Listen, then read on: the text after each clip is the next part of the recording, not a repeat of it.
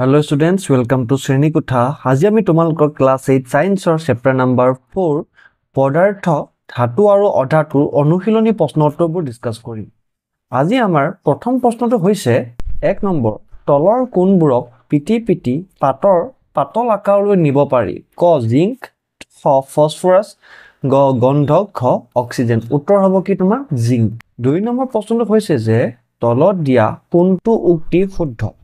ক সকলো ধাতু নমনীয়, খ সকলো অধাতু নমনীয়, গ সাধাৰণতে ধাতুসমূহ নমনীয় আৰু ঘ কিছুমান অধাতু নমনীয়।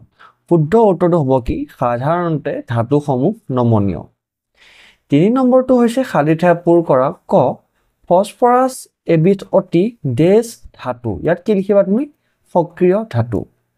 খটো হৈছে ধাতুসমূহ তাপ আৰু ডেছৰ সুপৰিবাহী। এটো কি হ'ব?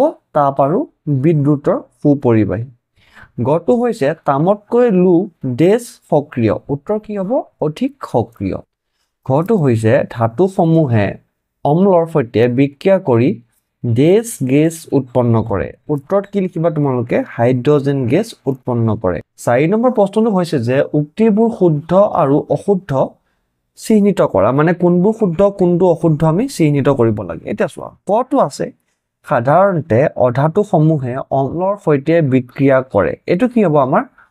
অশুদ্ধ। খটো হৈছে সোডিয়াম এবিধ বৰ সক্ৰিয় ধাতু। এটো কি হ'ব? গ নম্বৰ প্ৰশ্ন হৈছে যে জিংক সালফেটৰ দ্ৰৱৰ পৰা তামে জিংক অপসাৰিত কৰে। উত্তৰ তোমালোকে কি লিখিবা? যে অশুদ্ধ। খটো হৈছে কয়লা টানি তাৰৰ ৰূপ দিব পাৰি। এটো কি হ'ব আমাৰ? অশুদ্ধ। 5 নম্বৰ প্ৰশ্নটো হৈছে তলৰ ধৰ্মসমূহৰ ওপৰত ভিত্তি কৰি ধাতু আৰু অধাতুৰ পাৰ্থক্য লিখা। ধৰ্ম ধাতু আৰু অধাতু মানে এটা কি লিখিবা চোৱা বাহ্যিক ৰূপৰ ধাতু কি হ'ব তোমাৰ? চিকমিকি আৰু অধাতু কি? অনুজ্জ্বল। কঠিনতাত ধাতু হ'ব কঠিন আৰু অধাতু হ'ব কোমল। ঘাত সহনীয়ত কি লিখিবা তুমি? ধাতুক কোবাই পাতৰ আকাৰত গঢ় দিব পাৰি। অধাতুক কোবালে গুৰি হৈ যায়। নমনীয়তা ধাতুক টানি তাৰৰ আকাৰলৈ দিব পাৰি আৰু অধাতুক টানি তাৰৰ আকাৰ দিব নোৱাৰি। 5টো হৈছে তাপৰ পৰিবাহিতা। ধাতু হৈছে কি? তাপৰ সুপৰিবাহী আৰু অধাতু হৈছে তাপৰ কুপৰিবাহী। তেনেকৈ বিদ্যুৎটো হৈছে সুপৰিবাহী ধাতু আৰু অধাতু কি? কুপৰিবাহী। গতিকে 6 নম্বৰ প্ৰশ্নটো আমাৰ আছে যে ক খাদ্য সামগ্ৰী মেৰিয়াবলৈ এলুমিনিয়াম পাত ব্যৱহাৰ কৰা হয় কিয়? উত্তৰ তোমালোকে লিখিবা যে খাদ্য সামগ্ৰীত এলুমিনিয়ামৰ পাত মেৰিয়ালে ই খাদ্যত অক্সিজেন আৰু অন্যান্য বস্তুৰ বিক্ৰিয়াৰ ঘটাত বাধা দিয়ে, যাৰ ফলত খাদ্য বস্তুৰ সোৱাদ আৰু গুণাগুণ অটুট থাকে। বুজি পাইছা নহয়? 6 নম্বৰ প্ৰশ্নটো হৈছে যে জুলীয়া পদাৰ্থ তপাবলৈ ব্যৱহাৰ কৰা নিমজ্জন দণ্ডবোৰ ধাতৱীয় পদাৰ্থৰে নিৰ্মিত কিয়? উত্তৰত লিখিবা তোমালোকে যে ধাতুবোৰ হৈছে তাপ আৰু বিদ্যুতৰ সুপৰিবাহী। সেয়েহে জুলীয়া পদাৰ্থ তপাবলৈ ব্যৱহাৰ কৰা নিমজ্জন দণ্ডবোৰ ধাতৱীয় পদাৰ্থৰে নিৰ্মিত। গ নম্বৰ প্ৰশ্নটো হৈছে যে তামে জিংকক ইয়াৰ লৱণ দ্ৰৱৰ পৰা অপসাৰিত কৰিব নোৱাৰে। উত্তৰ তোমালোকে লিখিবা যে কি তাম হৈছে জিংকতকৈ কম সক্ৰিয় ধাতু। জিংকক ইয়াৰ লৱণ দ্ৰৱৰ পৰা অপসাৰিত কৰিবলৈ তাতকৈ অধিক সক্ৰিয় ধাতুৰ প্ৰয়োজন হ'ব। সেয়েহে তামে জিংকক তাৰ লৱণ দ্ৰব্যৰ পৰা অপসাৰিত কৰিব নোৱাৰে। ঘ নম্বৰ প্ৰশ্নটো হৈছে যে সোডিয়াম আৰু পটাছিয়াম কেৰাচিনত ডুবাই ৰখা হয় কিয়? উত্তৰত তোমালোকে লিখিবা যে কি সোডিয়াম আৰু পটাছিয়াম হৈছে বৰ সক্ৰিয় ধাতু। ইহঁতে অক্সিজেন আৰু পানীৰ সৈতে প্ৰবলভাৱে বিক্ৰিয়া কৰি প্ৰচুৰ পৰিমাণে তাপ উৎপন্ন কৰে। সেই কাৰণে ইহঁতক কেৰাচিনত ডুবাই ৰখা হয়। 7 নম্বৰ প্ৰশ্নটো হৈছে যে তোমালোকে নেমু টেঙাৰ আচাৰ এলুমিনিয়ামৰ পাত্ৰ এটাত সংৰক্ষিত কৰি ৰাখিব পাৰিবা। ব্যাখ্যা কৰা। উত্তৰ নেমু টেঙাৰ আচাৰ এলুমিনিয়ামৰ পাত্ৰত সংৰক্ষণ কৰিব নোৱাৰি, কাৰণ নেমু টেঙাত থকা এচিডে এলুমিনিয়াম ধাতুৰ সৈতে বিক্ৰিয়া কৰি হাইড্ৰজেন গেছ উৎপন্ন কৰিব আৰু আচাৰখিনি নষ্ট হ'ব। 8 নম্বৰ প্ৰশ্নটো হৈছে যে কি স্তম্ভ এত থকা পদাৰ্থসমূহক স্তম্ভ বিত থকা সিহঁতৰ ব্যৱহাৰৰ লগত মিলোৱা। মানে আমি কি পদাৰ্থ সিহঁতৰ ব্যৱহাৰৰ লগত মিলাব লাগিব।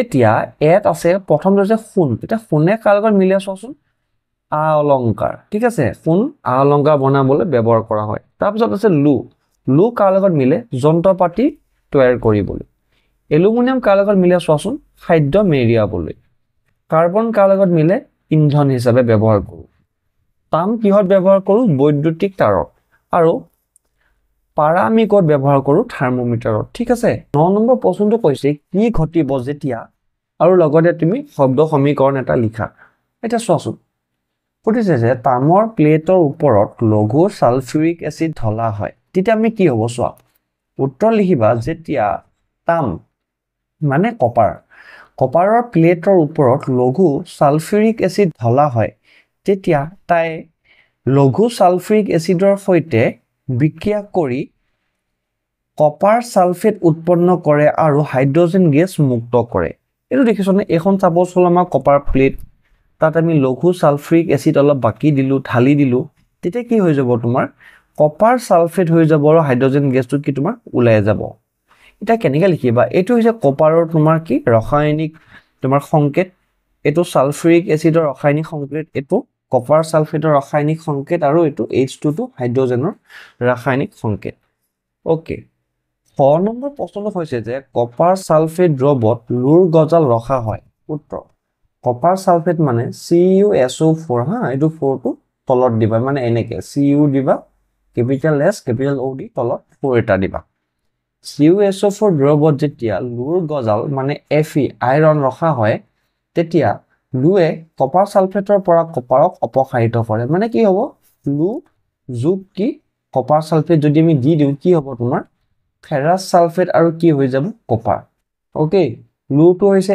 Fe কপাৰ সালফেটটো হৈছে এটো ফেৰাছ সালফেটটো হৈছে এটো আৰু তো কি কপাৰটো হৈছে এটো ঠিক 10 নম্বৰ প্ৰশ্নটো হৈছে যে ফলনিয়ে এটুকুৰা জ্বলন্ত এঙাৰ লৈ তাৰ পৰা ওলোৱা গেছখিনি পৰীক্ষানলী এটাত সংগ্ৰহ কৰিলে এটা ক তেওঁ কেনেদৰে গেছটোৰ প্ৰকৃতি জানিব পাৰিব উত্তৰ তোমাক লিখিবা যে কি পৰীক্ষানলীত সংগ্ৰহ কৰা গেছখিনিত অলপ পানী যোগ কৰিলে দেখা যাব যে পানীখিনিত গেছ দ্ৰৱীভূত হৈছে এতিয়া দ্ৰৱটো নীলা লিটমাছ কাগজেৰে পৰীক্ষা কৰিলে দেখা যাব যে নীলা লিটমাছ কাগজখনৰ বৰণ ৰঙা হৈছে ই গেছটোৰ আম্লিক প্ৰকৃতি সূচায় 6 নম্বৰ প্ৰশ্নটো হৈছে এই ক্ষেত্ৰত জ্বলন্ত এঙাৰ টুকুৰা পৰা ওলোৱা গেছখিনি হৈছে কাৰ্বন ডাই অক্সাইড মানে CO2 দেখি আছে এঙাৰ যোগ অক্সিজেন দুইটা মিলি কি দিয়ে কাৰ্বন ডাই অক্সাইড দিয়ে ঠিক আছে এঙাৰ থাকে কাৰ্বন অক্সিজেনৰ এটো ফৰ্মুলা আৰু দুইটা ৰিয়েক্ট কৰি কি দিয়ে তোমাক CO2 মানে কাৰ্বন ডাই অক্সাইড 11 নম্বৰ প্ৰশ্নটো হৈছে যে এদিনাখন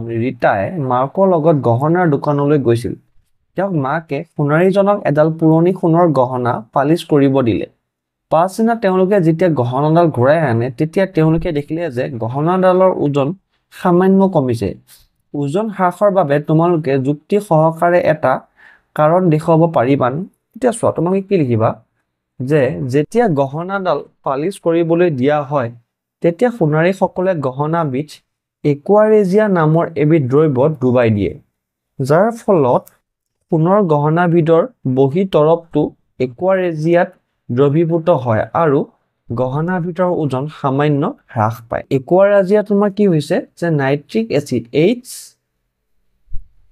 HNO3 নাইট্ৰিক এচিড আৰু হাইড্ৰক্লৰিক এচিড মানে HCl ত 1:3 ঠিক আছে 1 আৰু ৰেশিও 3 অনুপাতত মিহলাই তৈয়াৰ কৰা দ্ৰৱবিধক একুৱাৰেজিয়া বোলা হয় তো ষ্টুডেন্টস আজিলৈ ইমানে আমি নেক্সট ক্লাছত ইয়াৰ পিছৰ পাৰ্টটো ডিসকাস কৰিম থ্যাংক ইউ